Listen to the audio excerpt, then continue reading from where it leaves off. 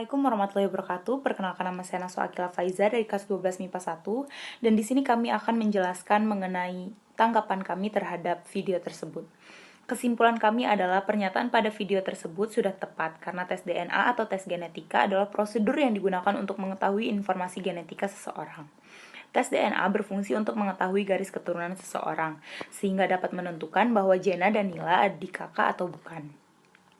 Tes DNA juga dapat berfungsi sebagai kebutuhan medis untuk mengetahui resiko seseorang terhadap kondisi medis tertentu seperti mengetahui penyakit, dan tes DNA juga berfungsi untuk kebutuhan fisik untuk mengidentifikasi korban kejahatan hingga korban bencana alam yang sulit untuk diidentifikasi. Saya Didi Trisaputra. Saya akan menjelaskan tentang tahapan-tahapan tes DNA. Tes DNA meliputi 7 proses. Yang pertama, pengumpulan sampel. Sampel dapat berupa cairan tubuh atau rambut seseorang untuk dijadikan bahan uji. Kedua, ekstraksi sel. Tahap ini dilakukan dengan cara menambahkan enzim ke dalam larutan yang mengandung sampel DNA. Yang ketiga, penggandaan DNA. DNA digandakan secara spesifik dengan menggunakan 23 posisi. Selanjutnya, pemisahan DNA. Biasanya menggunakan proses elektroforesis. Metode ini menggunakan medan listrik untuk mengurutkan molekul dalam sampel. Selanjutnya, penyalinan DNA dilakukan melalui proses yang disebut PCR.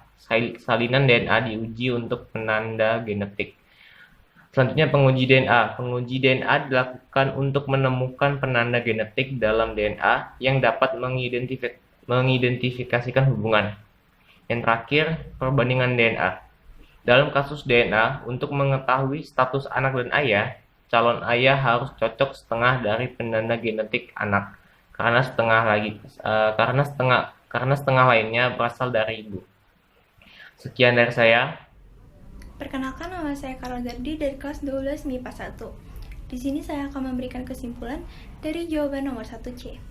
Pertanyaannya adalah, mengapa tes DNA dapat membuktikan suatu keturunan? Jawabannya, tes DNA dapat membuktikan suatu keturunan karena DNA merupakan penyusun gen. Sel-sel seluruh tubuh manusia mengandung kromosom yang berasal dari kedua orang tuanya. Artinya, individu tersebut mendapatkan DNA sebagai materi genetik yang hanya berasal dari kedua orang tua. Oleh karena itu, DNA disebut juga sebagai substansi pembawa informasi genetik dari generasi ke generasi berikutnya.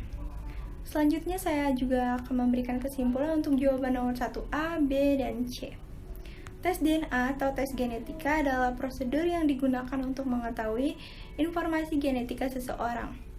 DNA merupakan asam nukleat yang menyimpan semua informasi tentang genetika. DNA inilah yang menentukan jenis rambut, warna kulit, dan sifat-sifat khusus dari manusia. Metode yang digunakan di dalam tes DNA adalah dengan mengidentifikasi fragmen-fragmen dari DNA itu sendiri. Secara sederhana, tes ini adalah metode untuk mengidentifikasi, menghimpun, dan menginventarisasi file-file khas karakter tubuh. Tahapan-tahapan dari proses tes DNA secara umum adalah: yang pertama, pengumpulan sampel, kedua, ekstraksi sel, ketiga, penggandaan DNA, keempat, pemisahan DNA, kelima, penyalinan DNA, keenam, pengujian DNA, dan yang terakhir, pembandingan DNA. Tes DNA dapat membuktikan suatu keturunan karena DNA merupakan penyusun gen. DNA juga disebut sebagai substansi pembawa informasi genetik dari satu generasi ke generasi berikutnya. Setiap orang memiliki DNA yang berbentuk double helix atau rantai ganda. Satu rantai diturunkan dari ibu dan satu rantai lagi diturunkan dari ayah. Hal inilah yang bisa mengungkapkan hasil keturunan. Sekian informasi dari saya, terima kasih. Saya Muhammad Zafar Al-Hafiz akan menyimpulkan soal nomor 2 LKPD.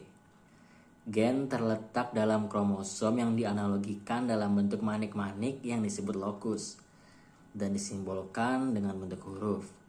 Karena kromosom berpasangan, maka gen juga berpasangan membentuk alel. Karena gen mengatur sifat, maka dikenal dengan adanya genotip, yang artinya sifat pada makhluk hidup yang tidak terlihat secara langsung. Dan sifat fenotip, yang artinya sifat pada makhluk hidup yang dapat terlihat secara langsung. Berdasarkan sifat alel tersebut, individu ada yang homozigot, yang artinya gen yang sama jenisnya, dan heterozigot yang artinya gen yang berbeda. Sekian kesimpulan dari kelompok kami. Bila ada kurang, mohon maaf. Wassalamualaikum warahmatullahi wabarakatuh.